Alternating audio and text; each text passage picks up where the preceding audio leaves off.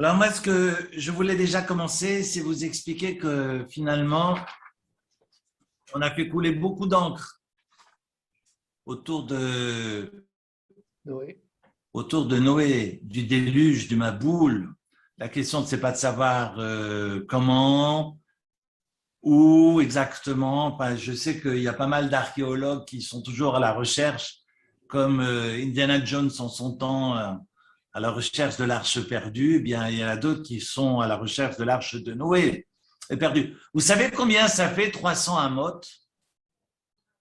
300 fois 50, 15 mètres. Combien? 15 mètres, 150 Non, mètres. non. Parce qu'une amas, c'est Ah, c'est 50 50 mètres. centimètres. Ouais. Donc 300 amot, ça fait 150 mètres de long. Ouais. 1500. 150. 150 mètres de long. 150 150 mètres de long. Ouais. Je ne sais pas combien fait un stade de foot. 1,5. 150 aussi? 100 mètres. C'est un foot longueur, c'est 100 mètres. 100 mètres. Alors imaginez, la longueur de l'arche de Noé faisait un terrain de foot et demi. Vous imaginez la taille que ça représente. Simplement, évidemment, ce soir, on ne va pas parler du déluge, mais je vais quand même vous donner quelques indications parce que je pense qu'il est quand même utile pour les uns et les autres de donner quelques repères historiques. Sachez qu'on mentionne dans le texte, enfin plutôt dans Rachi, que la tour de Babel a eu lieu en 1996. Et donc, comme j'ai pu le rappeler aux uns et aux autres, vu que la tour de Babel a eu lieu 340 ans après, donc il s'agit de 1656. Parce que 1696 moins 340, ça fait 1656. Rachid nous dira d'ailleurs que dans la tour de Babel, ils vont se mettre ensemble, pensant que tous les 1656 ans, le ciel nous tombe sur la tête. Comme… C'était les Gaulois. Voilà. Voilà, on pense tous à Obélix. Je vois que vous avez les mêmes lectures que moi. Mais simplement, tous les 1656 ans, le ciel nous tombe sur la tête, donc il va falloir vériner tout cela, il va falloir tenir le ciel aux quatre coins cardinaux et nous rassembler pour survivre au prochain cataclysme. C'est intéressant parce que ça s'est passé en 1656. On fait très vite les calculs, parce que si je parle de 1656, 340 ans plus tard, c'est 1996, sachant qu'Abraham est né en 1948, donc on est 48 ans plus tard. 1948, c'est facile à retenir parce que c'est la date dans le calendrier juif. Ouais. Mais c'est une date extraordinaire dans le calendrier civil. Mais 1948, c'est la date de naissance d'Abraham Avinu. Donc, il avait 48 ans lorsque il y a eu la tour de Babel. C'est intéressant parce qu'on y pensera la semaine prochaine quand on parle des fameux travaux, non pas de Hercule, mais d'Abraham Avinu, qui est vraiment Avinu et pour lequel on dit Magen Avraham, parce que notre bouclier, c'est Abraham, alors qu'on a prié pour Abraham, Yitzhak et Yaakov dans la Hamida, dans la prière et le rituel quotidien. Et on termine la bénédiction par Magen Avraham, parce qu'Avraham est celui qui, dans son effort, va nous apprendre justement à nous hisser et à triompher de nous-mêmes. On avancera d'abord Magen Avraham avant d'évoquer Yitzhak et Yaakov, et on en reparlera la semaine prochaine autour de ces nisyonotes, de ces épreuves. Cela dit, Noé va connaître le déluge à l'âge de 600 ans. Ses enfants ont plus de 100 ans. On l'apprend d'un texte des prophètes que les enfants moins de 100 ans sont morts. Donc, les enfants sont nés bien un siècle avant. Sachant que Noé a mis plus de 120 ans à construire son arche, donc il a commencé à construire son arche à l'âge de 480 ans. D'accord ? Parce que, il est mort à 950 pour la petite histoire. Je vous rappelle juste qu'on parle toujours de Mathusalem, le plus âgé de l'histoire de l'humanité. Entre nous soit dit, âgé, hein, parce que 969 pour Mathusalem, 950 pour Noé, il l'a dépassé de quelques années. Il ne faut pas prendre Mathusalem pour le plus ancien, parce que finalement, tout le monde était, tous nos aïeux étaient nos aînés et anciens dans l'âge. Bref, je referme la parenthèse. Noé est donc né, vous faites très vite le calcul, pratiquement un siècle après la mort de Adam Arishon, parce qu'Adam Arishon, Adam, non pas l'inventeur de la brosse, mais je parle d'Adam Arishon, vous savez que Adam est mort à 930 ans, parce que Dieu lui a pris 70 ans pour les donner à David Ameller. Donc il n'est pas mort à 1000 ans comme il s'était prévu initialement, il va mourir à 930 ans, et donc pratiquement un siècle après, Noé va naître. Vous faites très vite le calcul, parce que si je dis 1656, c'est le déluge, et qu'à ce moment-là, il a 600 ans, donc il est né en 1056. Vous avez pratiquement un siècle, un peu plus qu'un siècle, entre les deux, alors qu'il y a 10 générations qui les séparent. Vous avez peut-être connu vos parents ou vos grands-parents, et les uns et les autres, et personne me dira, parmi vous, et moi également, que nous avions connu nos arrière-grands-parents.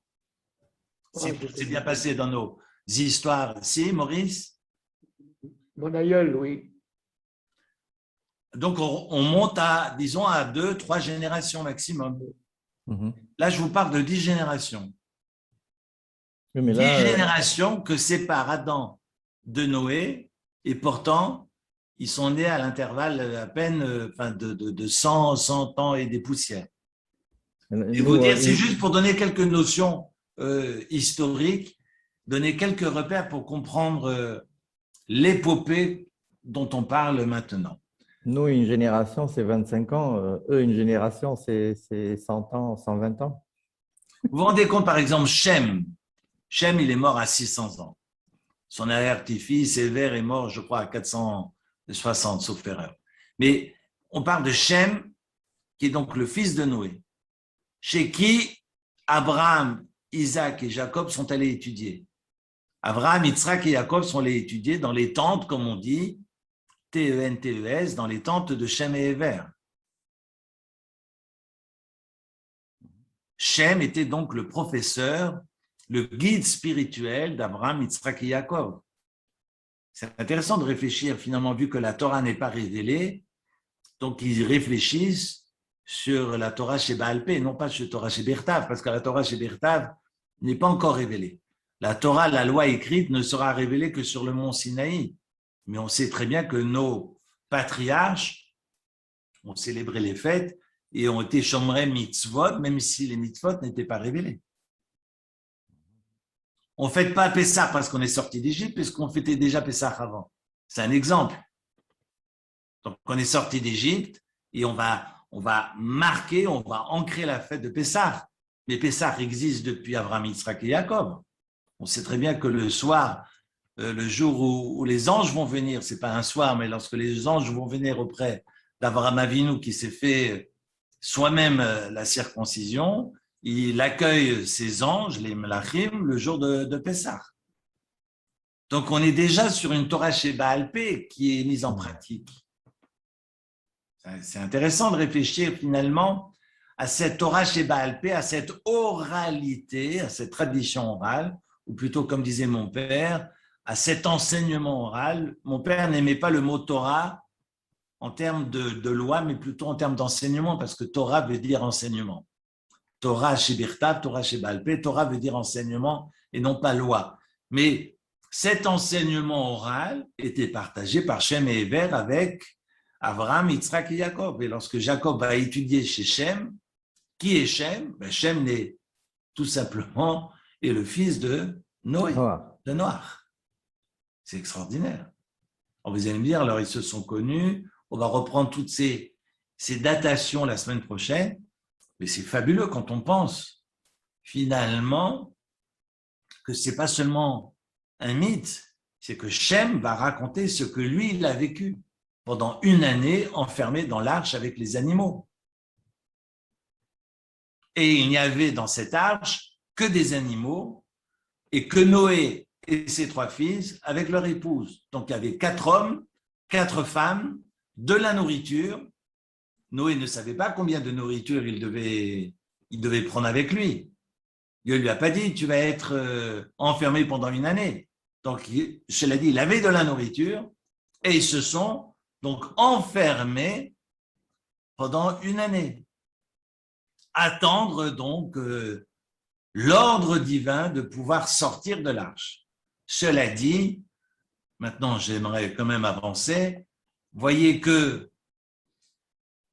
on n'attend pas le salut, on n'attend pas le Mashiach, il faut faire l'effort du salut, il faut faire l'effort pour que les choses aillent mieux. On n'attend pas les bras croisés que Dieu nous dise « c'est bon, vous pouvez sortir ». Mais il va envoyer justement le corbeau et ensuite la colombe parce qu'il faut aller chercher ces signes avant-coureurs, comme dit Rav Moshe Bochko, Zichrono Livracha. Un texte magnifique de Rav Moshe Bochko qui dit il faut aller chercher ces signes avant-coureurs. Il faut aller au-delà, au-devant du Mashiach.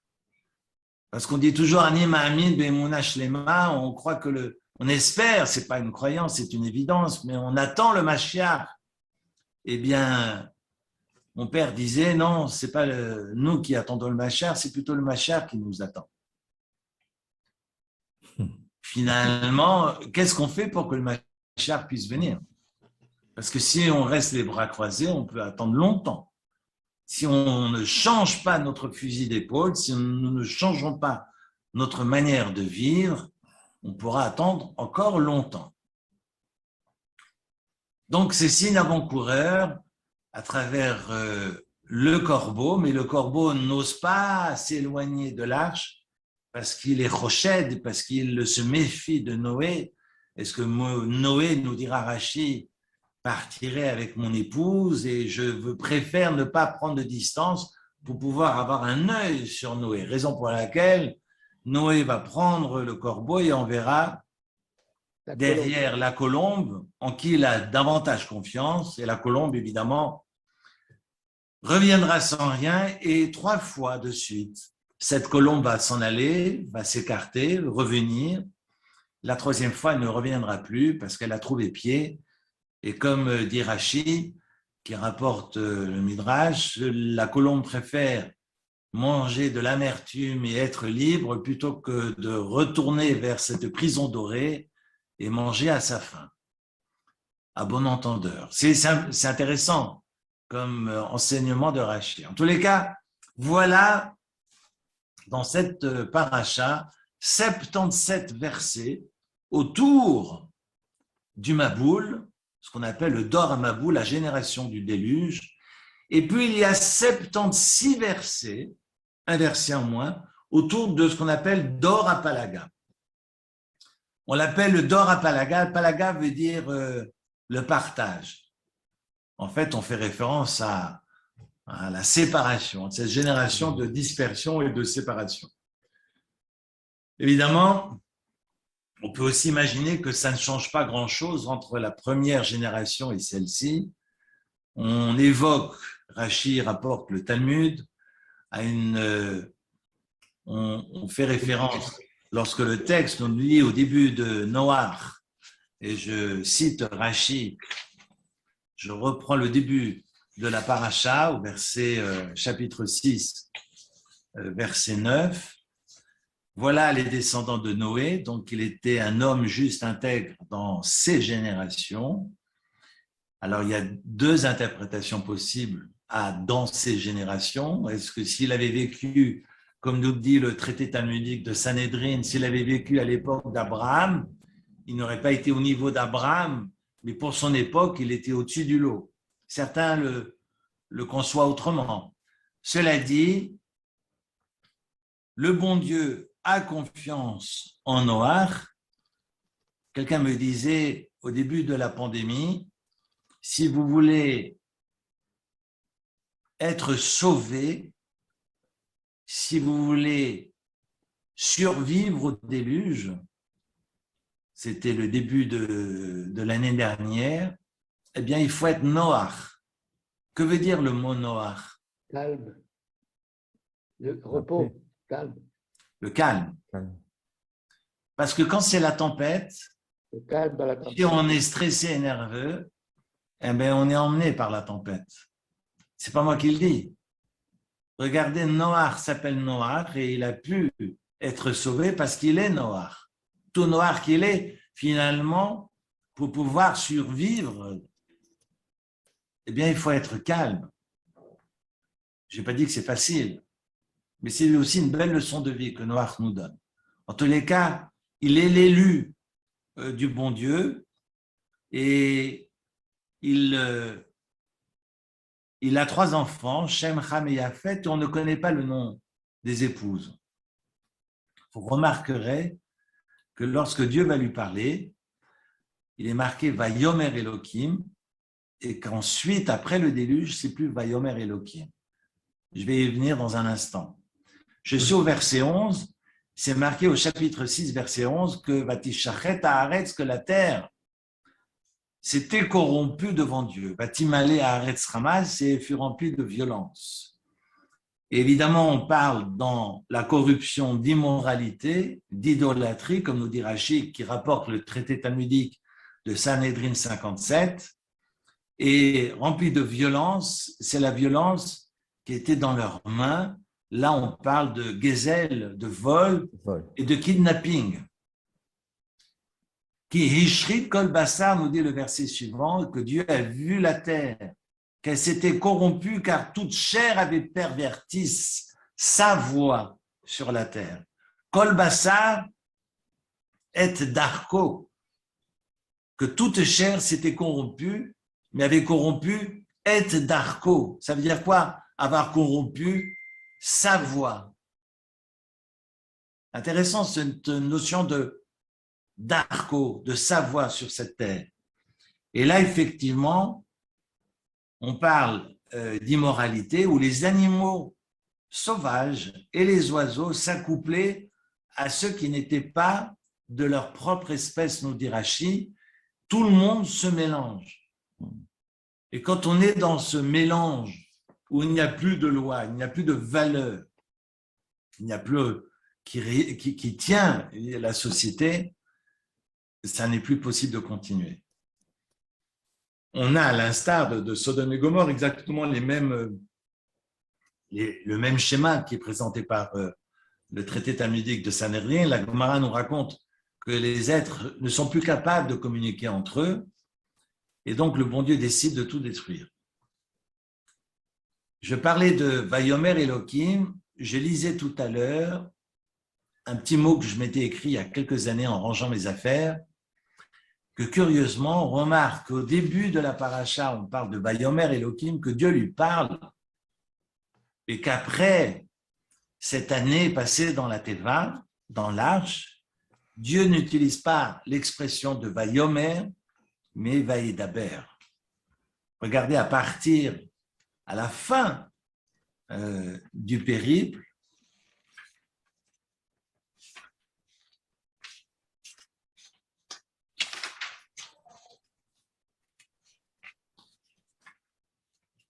je vous donne le verset, on est au verset 15 du chapitre 8. 21. Chapitre 15 déjà. Regardez, Vaïdaber Elohim el Noach lemor. Et Dieu parla à Noé en ces termes.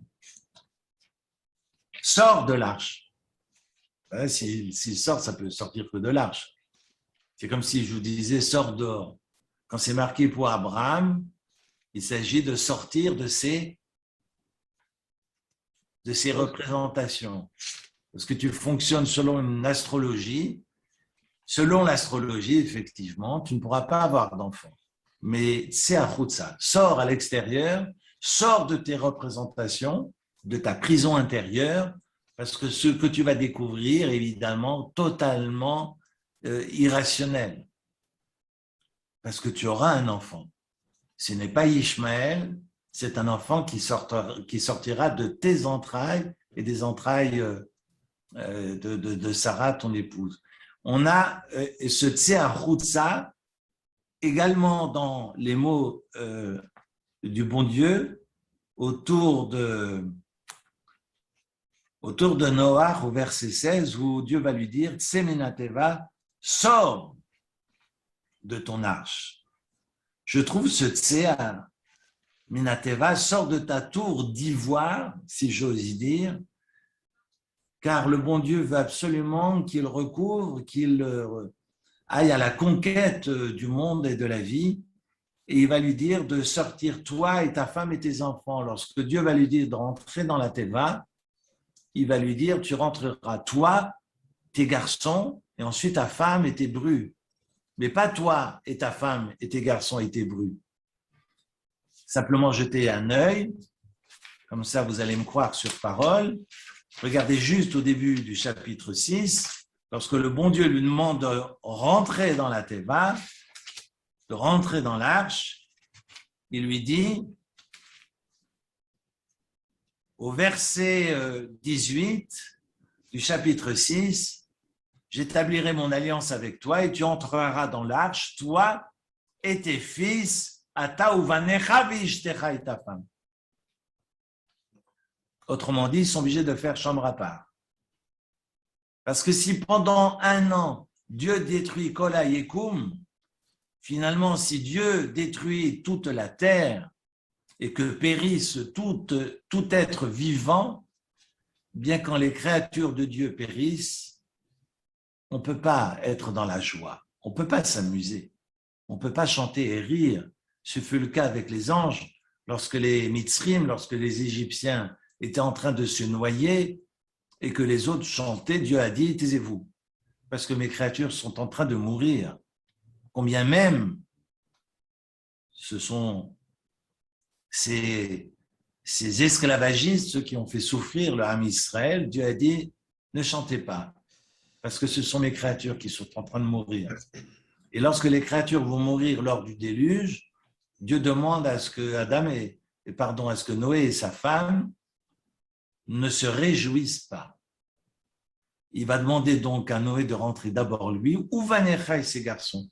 Lorsqu'ils sortent, lorsqu'ils sont invités à sortir, au verset 15 du chapitre 8, Dieu va lui dire, tu sors maintenant de l'arche, sors de ta tour d'ivoire, toi, ta femme et tes fils, et les femmes de tes fils.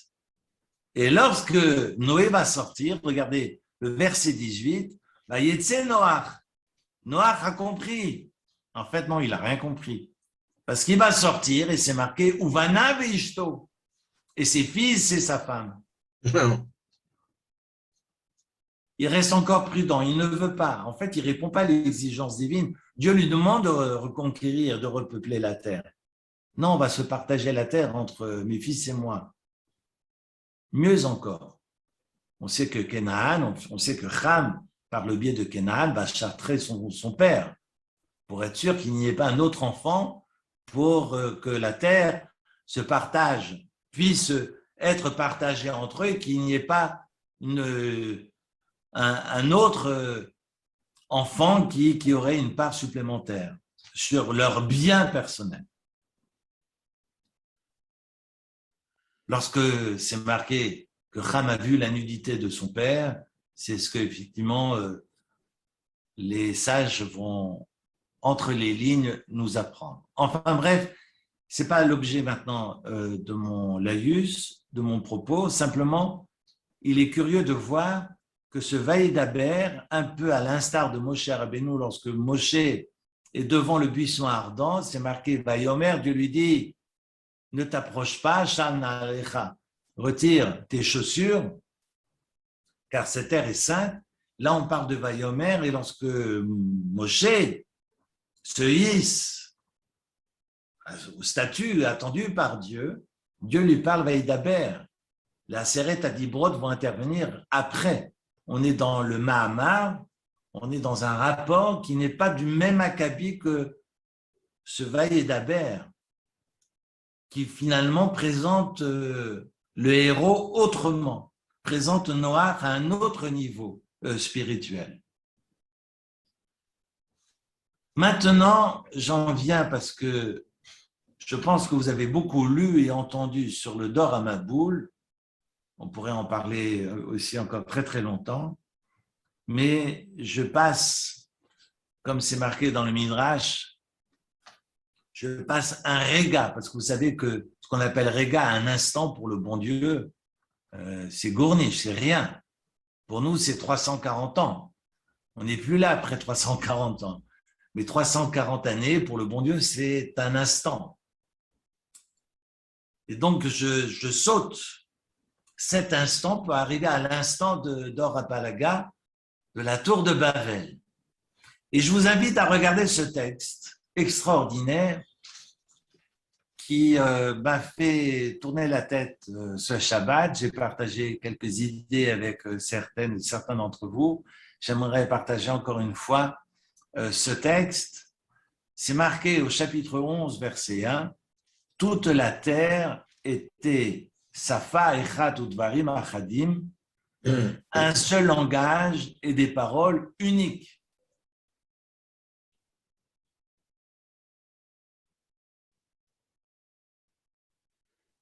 On a une seule langue. Vous savez que chaque fois qu'il y a changement, il y a effectivement perdition. Parce qu'on sait que jusqu'à la Teva, jusqu'à Dor Amaboul, on ne mange pas les animaux. Il y a des offrandes d'animaux. On le voit, on le verra avec Noach aussi, au sortir de l'arche. Mais on ne mange pas les animaux. C'est le bon Dieu qui va autoriser Noé à toucher aux animaux et les manger. Mais jusque-là, on ne mange pas les animaux. Mais depuis la faute originelle, depuis la faute d'Adam Arishon, finalement, chacun descend de son niveau spirituel. Il y a comme une descente, au sens, on parle de Yérida, de dégringolade, ou finalement, pas de décadence, mais il y a comme une régression. Voilà, c'est le mot que j'ai cherché. Raison pour laquelle les animaux qui étaient d'un niveau spirituel, vu qu'ils se mélangent, vont casser leur prestige, et Dieu va autoriser pour procéder au tikkun, à leur réparation, va autoriser l'être humain à les manger. Intéressant comme remarque que nous fait le Midrash. Même chose pour l'être humain qui est finalement dans cette régression, dans la faute originelle, va essayer tant bien que mal à retrouver ce niveau, et on pense, le Midrash avancera, ce peuple d'Israël au pied de la montagne qui va clamer haut et fort, nous allons faire et nous allons comprendre plus tard, et était prêt à faire sans réfléchir, qu'ils étaient arrivés au niveau d'Adam Arishon avant la faute. Bref, raison pour laquelle après la faute, la mortalité, parce que Adam était immortel, la mort est à présent présente, et on voit cette régression tant au niveau de l'humain qu'au niveau des animaux. On va voir également une régression au niveau des langues, parce que vous savez qu'après que Dieu ait dispersé le peuple, qui était en train de s'affairer à ériger cette tour de Babel, eh bien tout le monde parlait, nous dit Rashi, le Lachon HaKodesh, tout le monde parlait la langue sainte, tout le monde parlait l'hébreu, et qu'ensuite on se met à parler le genevois, le patois, le schweizerdeutsch, le portugais, l'espagnol, l'italien, etc. Et j'en passe et des meilleurs. Donc, la dispersion au niveau de la langue est aussi une régression. Maintenant, regardez le texte. C'est marqué que toute la terre était d'un seul langage et des paroles uniques. Ce fut lorsqu'ils voyagèrent depuis l'Est, ils ont trouvé donc une vallée dans la terre de Shinar, ils vont s'installer là-bas, ils se réunissent tous ensemble pour pouvoir, comme ils disent au verset 4, « Venez, construisons pour nous, nivnei lanu ir, ou migdal, ou verosho bashamaim » et que nous ayons un gratte-ciel, que la tête de cette maison gratte le ciel, comme on dit, que la tête soit dans les cieux, « Benase lanu shem » et que nous nous faisons un nom. Il ne s'agit pas de glorifier Dieu, il s'agit de glorifier notre nom. Nous allons nous faire un nom. Extraordinaire comme expression. Penafutz, apene kol haaretz, de peur que nous ne soyons dispersés sur la surface de la terre. Extraordinaire. Et que fait Dieu? Un anthropomorphisme comme on en voit souvent dans la Torah. Dieu va descendre à Yéred, Donc Rashi va nous dire que comme dirait le Midrash Tanchuma, qu'il est dans son tribunal et va descendre auprès des êtres humains pour juger. On ne doit pas condamner, comme dirait Rashi, qu'on doit d'abord voir l'inculpé avant de le condamner. Et le voir signifie donc le comprendre, raison pour laquelle Dieu va descendre pour voir la ville et la tour de Babel. Est-ce que Dieu déteste les villes? Parce qu'on voit plus tard que Sodome et Gomorrhe sont aussi des villes et que Dieu les détruit. Est-ce que Dieu déteste la ville? Est-ce que la ville est un fléau? Alors, ce n'est pas tant la ville qui est un fléau que ce qu'elle symbolise, que j'ai expliqué le Shabbat, parce qu'elle symbolise la sédentarisation, elle symbolise le fait qu'on se fige, qu'on s'ancre, comme l'encre d'un bateau, qu'on arrête les idées qu'on a dans la tête. C'est ça le propre du sédentaire, raison pour laquelle tous les guides du peuple d'Israël seront tous des bergers, nomades. des nomades, qui est donc l'opposé du sédentaire. Ce sont tous des bergers, jusqu'à David Améler, ce sont tous des bergers. Que ce soit Evel, que ce soit plus tard Yaakov, que ce soit les Yosef et ses frères, que ce soit Moïse, Moshe Rabbeinu, ce sont tous des bergers. Est-ce à dire que la ville ne convient pas aux yeux de Dieu? Pas du tout. Que symbolise cette mégapole en question? Et là, évidemment, je vous ai promis la semaine dernière de m'arrêter davantage sur le commentaire du Netziv, de Hamek Davar.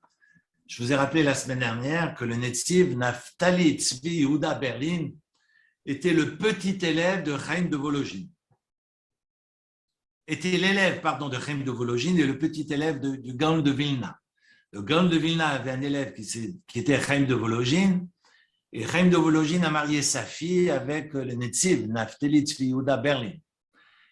Et il a repris la yeshiva de son beau-père jusqu'au moment où les Russes ont exigé qu'on enseigne le russe et les matières profanes dans sa yeshiva. Il a préféré mettre la clé sous le paillasson et en renvoyant tous ses élèves, chaque élève a ouvert une yeshiva là où il s'est trouvé. Finalement, les yeshivot que nous connaissons aujourd'hui, le résultat de cet élan du Netziv extraordinaire, finalement, d'avoir propulsé les élèves aux quatre coins du monde. Il va vouloir partir vivre en Israël, ce que fera son fils, Berlin Bar Ilan. Je vous ai expliqué la semaine dernière que Bar Ilan, c'est son fils, l'université de Bar Ilan aujourd'hui en Israël. Mais Berlin n'a pas réussi, il était malade en 1893, va mourir en 1893 à Varsovie, sur le chemin de la Palestine, sur le chemin d'Eretz Israël. Tout ça pour vous dire que j'aime beaucoup son commentaire. J'ai évoqué son commentaire la semaine dernière. J'aimerais juste vous lire un passage de son commentaire sur la paracha d'aujourd'hui. J'aime beaucoup le Netziv parce qu'il s'est battu contre la Haskalah. Et donc, il ne recherche pas à être un intellectuel pour sa génération, mais très rationnel. Et j'aime beaucoup son approche du texte, une approche psychologique, mais surtout rationnelle, pour combattre finalement toutes les dispersions intellectuelles qu'il connut en son temps. Le texte va nous dire, son commentaire, je vais évidemment tout vous expliquer. Pourquoi ils étaient tous blottis sur la même vallée, sur la même terre, et pourquoi personne ne pouvait se disperser, raison pour laquelle c'est marqué Dvarim Achadim. En fait, Bacher en deot ben adam shavim. Pourtant, les idées des hommes et des femmes sur terre ne sont pas égales. Vous ne pensez pas comme moi, je ne pense pas comme vous, et c'est ce qui fait finalement toute la différence entre nous toutes et nous tous. Cela dit, חששו שלא יצאו בני אדם מידיעה זו ויהיו במחשבה אחרת. על כן היו משגיחים שלא יצא איש מיישוב שלהם. En fait, Nimrod, vous savez qui est Nimrod? Nimrod vient du mot Mered, qui veut dire se rebeller. Nimrod veut dire nous nous rebellerons. Il est présenté comme Hagibor, l'homme le plus fort que la terre ait connu. Et Nimrod va construire cette mégapole. Il va devenir complètement fou d'ailleurs en revêtant la tunique multicolore. Parce que la tunique multicolore, elle est où? Elle était où jusqu'à là? Elle était dans l'arche. Elle avait été récupérée des épaules de Caïn. Et Caïn l'avait pris à Adam Arishon. Vous savez bien que cette tunique multicolore va traverser les générations pour se retrouver au final dans l'Arche Sainte. Mais avant d'être dans l'Arche Sainte, eh bien, c'est Joseph qui endosse cette tunique multicolore tricotée par Dieu lui-même. Nimrod revêt cette tunique multicolore et va devenir complètement mégalo, complètement fou. Quand je dis mégalo, parce qu'il va construire une mégapole. Il va construire une ville, il va construire une tour, et de cette tour, personne ne peut sortir, et personne ne peut s'opposer à son idée de la vie et du monde. Autrement dit, de son idéologie. Dvarim achadim. On a entendu ça il y a 75 ans, Ein Reich, Ein Volk, Ein Führer.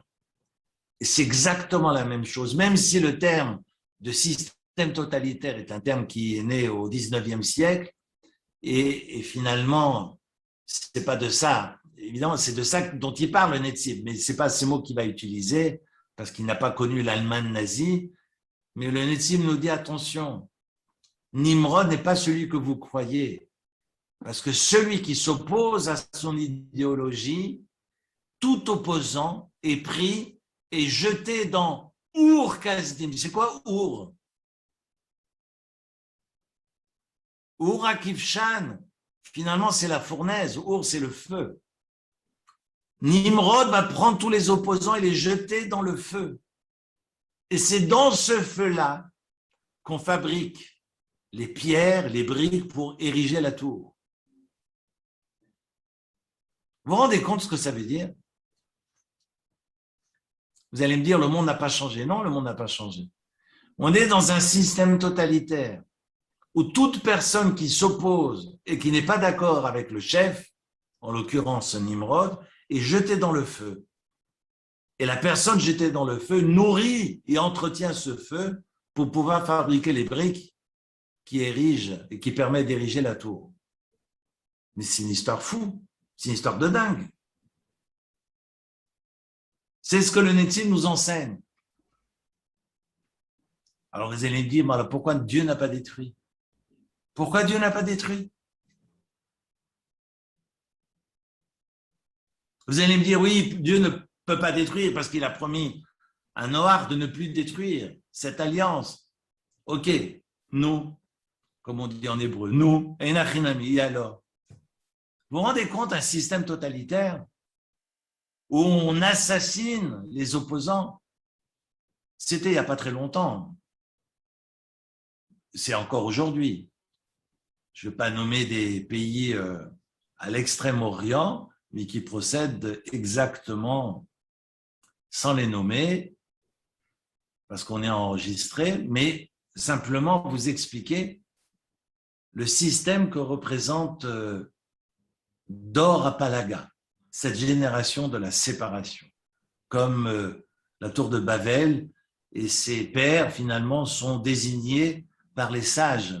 Dor Apalaga, la génération de la séparation. de la dispersion. Pourquoi Dieu ne détruit pas? Il y a une seule raison. Et on ne parle pas de condamnation. Quand Dieu va disperser, c'est marqué, va Yered Hashem, que Dieu descend, l'Irot et Tahir, et Dieu va dire, Enam echad vesafa le kulam, donc va Yifetz Hashem otam, et Dieu va les disperser, va balal. Bala, soit ça vient de bala, qui signifie user, il est possible d'y associer balal, qui signifie mélanger, tour de Babel, hein, de Babel, donc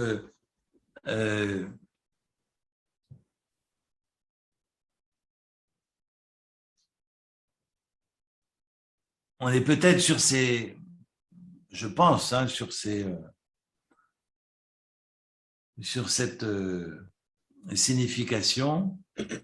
Confusion. Comment? De la confusion. Je suis en train de réfléchir à d'autres références. Ce que j'aimerais partager avec vous, vous connaissez évidemment le début des Maximes des Pères, c'est marqué que le monde repose sur 3 piliers. Entendez bien. Le monde repose sur 3 piliers. Torah, Avoda et Gemilot Chassadim. Ça veut dire quoi? Torah, c'est la connaissance. Avoda, Le travail mais aussi c'est Avodat la Hashem, c'est pas Avoda, la prière. c'est la prière. Exactement. Ce sont les corbanotes et plus tard la prière, la tfila. Torah, Avoda et Gemilot Chassadim, Bonnes actions. faire le chesed. Rechercher activement le bien d'autrui sans attendre de retour. Eh bien, ce souci des autres est le 3e pilier qui permet au monde, qui repose sur ces 3 piliers, de demeurer pérenne.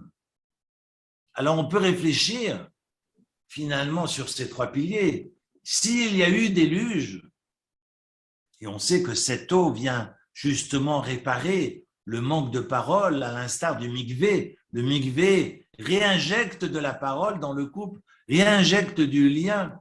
Bien, cette eau, Maïm Chayim, vient punir, mais vient aussi réparer et permet justement à ce que les liens se tricotent à nouveau.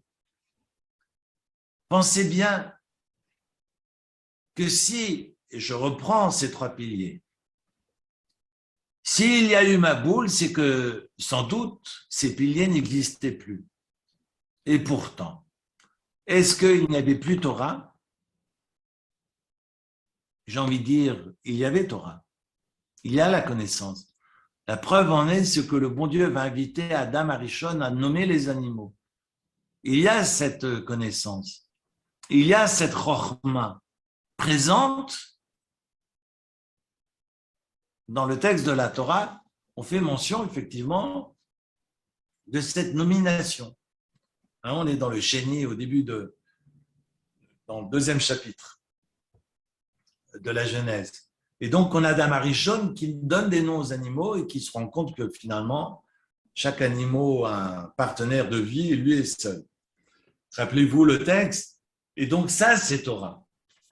Je ne vais pas reprendre le Midrash là-dessus, mais on est face à justement une intelligence, c'est faire preuve d'intelligence, de pouvoir trouver le nom qui sied à la créature et qui caractérise toute la personnalité, tous les caractères, le caractère de l'animal. Alors, j'évoque le 2e pilier. Ce 2e pilier, c'est Avoda, c'est comme Maurice le souligne, c'est la prière. Est-ce que ce 2e pilier n'existait pas pour que Dieu punisse? Ben non, il y a la tfila. La preuve, c'est que Caïn et Ével vont apporter des offrandes.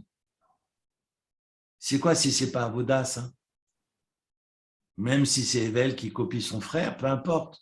Qui a copié sur qui?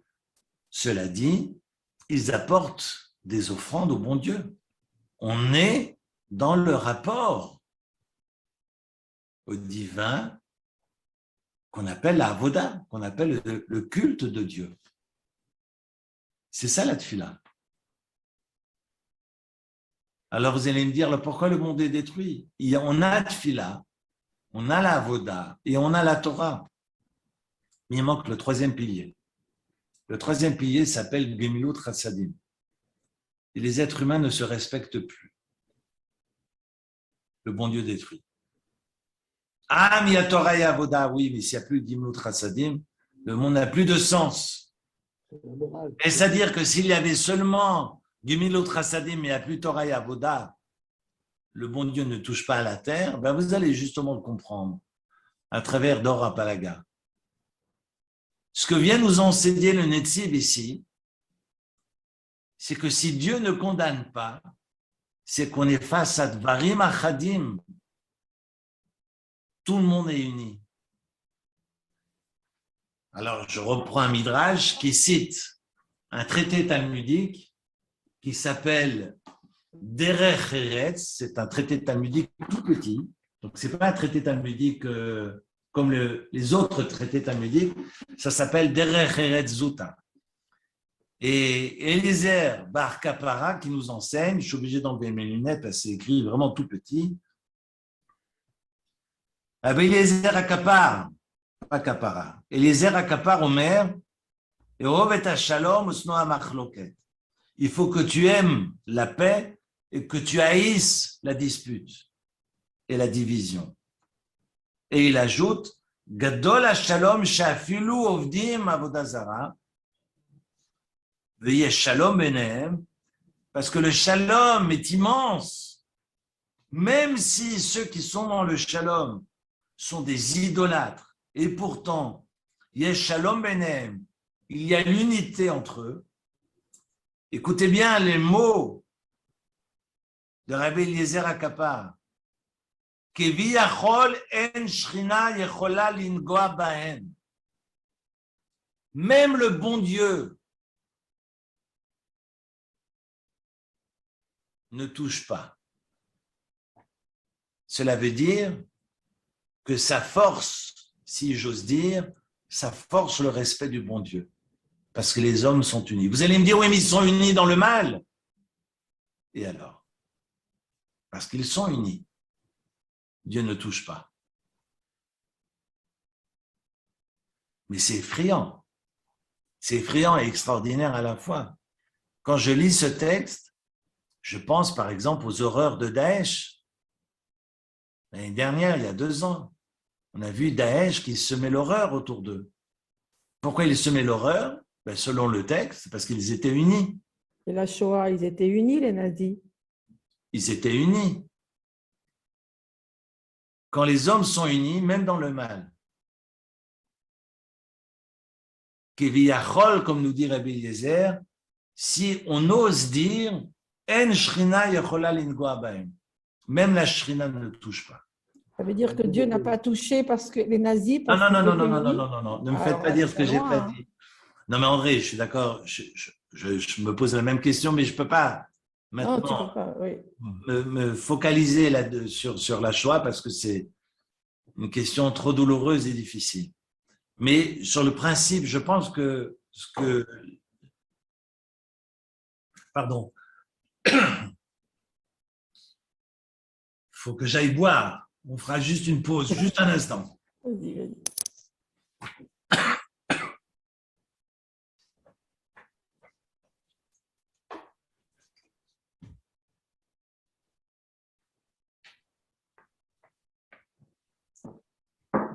Voilà. J'allais finir mon thé.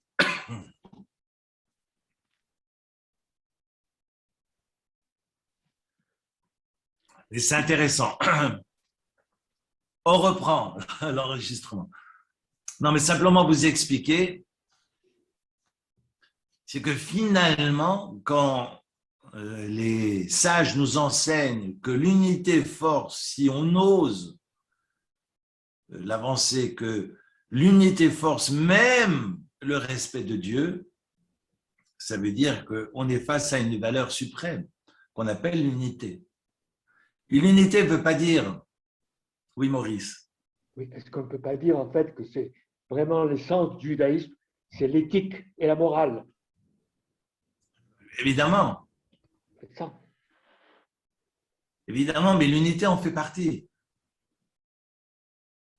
Je suis d'accord avec toi par rapport à l'éthique et la morale, mais que l'unité en fait partie.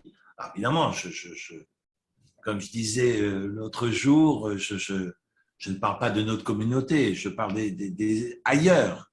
Nous sommes très, très unis et on n'a pas de problème de ce côté-là. Mais quand j'évoque l'unité, moi, ça me donne des sueurs froides. La preuve, c'est que j'en perds la voix. Mais ça me donne des sueurs froides. Ça veut dire que vraiment, on est face à un problème qui est gravissime. Vous vous rendez compte que même, j'évoquais le Daesh, mais même l'Alliance est incapable de faire l'alliance contre eux.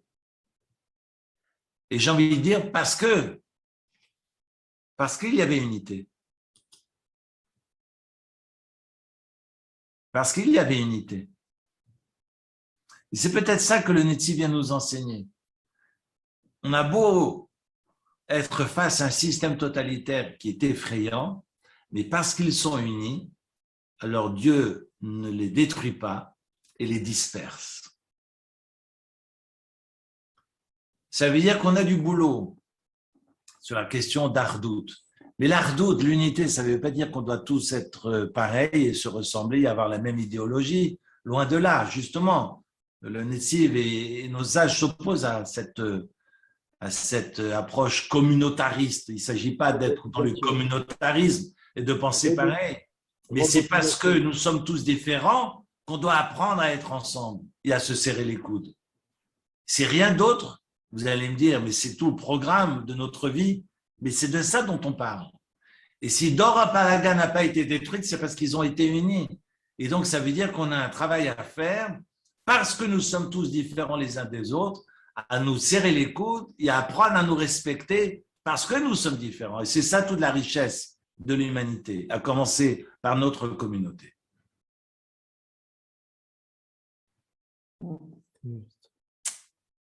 J'ose. Voilà ce que j'avais envie de partager avec vous, parce que ce Dora Palaga, évidemment, quand on voit la place que ça prend, parce que la paracha de Noach, ce n'est pas seulement le déluge, c'est aussi la tour de Babel. Et on ne comprend pas pourquoi cette tour de Babel n'est pas détruite. Quand on lit le Netziv et quand on voit l'horreur que ça représente, on voit même un Avraham Avinu qui est jeté dans le Kifshan, qui est jeté dans la fournaise. Et son frère Haran se dit, comme nous dit Rashi, c'est le père. Vous savez qu'Abraham avait un père Taré. Enfin, Taré, c'est son nom. Hein. Parce que Terach, en français, regardez dans vos Bibles, pour Terach, c'est marqué Taré. Donc, Abraham a cassé les idoles de son père Terach, et Terach, Taré, va prendre son fils et le dénoncer chez Nimrod. Voilà, je livre mon fils. Vous vous rendez compte? Le père qui prend, mais c'est ce que Rashi va nous dire. Il prend son fils et le donne à Nimrod. Et Nimrod est plus, je veux dire, sans réfléchir, le jette au feu. Haran est assis derrière et se dit, si Abraham en sort, alors j'irai avec lui. Et s'il n'en sort pas, j'irai avec Nimrod. Comment? C'est pas encore Abraham, c'est Abraham. C'est Abraham. C'est Abraham. Mais bon, vous comprenez qu'il s'agit d'Abraham, mais Abraham est pris par… c'est incroyable, c'est que le père, je reprends juste le texte, quand même effrayant que le père prenne Avram pour le faire jeter dans la fournaise. Et comme c'est marqué dans Rashi, Haran Yoshev Omer Bilibo, et son frère Haran était assis et puis s'est dit, Im Avram Notsear, si Avram gagne, Ani Michelo, je suis de son parti. Hein, mais vous imaginez si on devait voter comme ça, finalement, on voterait rien du tout parce qu'on est tout le temps dans l'hésitation. Ou Kshenitsal Abraham, et lorsque Abraham fut sauvé, ils vont évidemment, Amroulo le Haran, Michel Miata, avec qui tu es? Il s'est dit, je suis du parti d'Abraham, Michel Abraham, Ani. Ishlichou, et Kifshan Haesh, nous dit Rashi, il va être jeté dans la fournaise, Venisraf, et sera brûlé. Il n'a pas connu le miracle qu'a connu Abraham. Et qui était le fils de Haran? C'est Lot. Et Lot va suivre son oncle. Et va le suivre. Ça, c'est la paracha que nous allons partager la semaine prochaine. Merci en tous les cas de votre attention. Évidemment, ça fait réfléchir tout cela. Et je crois qu'on a un tout petit peu de travail pour les années à venir. Oui, Maurice. Juste un mot. Hamas, violence. Les Palestiniens s'appellent Hamas. Alors, toute ressemblance avec personne existante est purement Tout à fait. voilà. Eric, j'ai une question, Oui. mais autrement. Pas, les vidéos avant, à un moment donné, elles étaient envoyées sur le groupe, les vidéos du cours. Maintenant, on ne les a plus. Pourquoi? Ah, j'en ai envoyé une. Si. Sur le groupe, moi, je n'ai pas. Hein. Une seule. On l'a reçu. On a reçu une seule, oui. Ah, mais les autres arrivent. Ah, d'accord. C'était juste au cas où, pour savoir si ça allait venir ou pas. C'est à dos de chameau. C'est à d'autres chameaux, oui. Non, parce que j'ai envoyé une colombe pour. Ça prend du temps. Hein. C'est Ben vrai. oui, tu as raison. Écoute, c'est normal. Non, parce que moi, dernière je vidéo. les transfère. Alors, c'est pour ça que je sais qu'il n'y en a pas. Aïe. Oui, la dernière date du 31 août. Oui, c'est ça. Oui, ça fait 2 mois. Mais on n'a rien fait ces dernières semaines. Ah C'était bon? les vacances, les fêtes. tout Oui, ça. c'était les vacances, on n'a rien foutu, c'était tranquillou. Non, ce soir, c'est enregistré. J'ai perdu la voix, je vais essayer de couper, mais comme ça, vous allez pouvoir la partager le cas échéant, en espérant que c'est à la hauteur de vos attentes. Tout à fait. Hazak, Enfin, Hazak. Bravo, Eric. Dans Bravo, Eric. le système communiste dans lequel j'ai vécu, la dénonciation de son voisin était une obligation. Ah. C'est-à-dire que si vous voyez que votre voisin fait quelque chose de faux et que vous ne le dénoncez pas, et si un troisième le voit, vous êtes les deux condamnés. Wow. Où ça? À l'époque, à la belle époque du communisme, triomphant. Oui, il faut dire que voilà, le communisme n'a rien inventé. Et l'époque de Nimrod, d'après le Netsid, exactement pareil. C'était sympa de vivre cette époque. Voilà. Non, moi, on est bien à Genève. Oui, on est pas mal, oui. On est pas mal. On est Merci unis, beaucoup. on est unis, on est unis. Oui, évidemment. Ça me traverse même pas l'esprit. C'est une évidence. Absolument. Mais Merci beaucoup, Eric. Je parle des autres. Oui, autour tout de à nous. fait. Toujours les autres, d'ailleurs. Évidemment. Merci beaucoup. Merci, Et Eric. Philippe, de tout cœur avec toi. Merci beaucoup, Eric. Merci beaucoup. Merci, au revoir. Merci. Au revoir et à la semaine prochaine. Merci. Shavuot tov. Shavuot tov. Shavuot tov.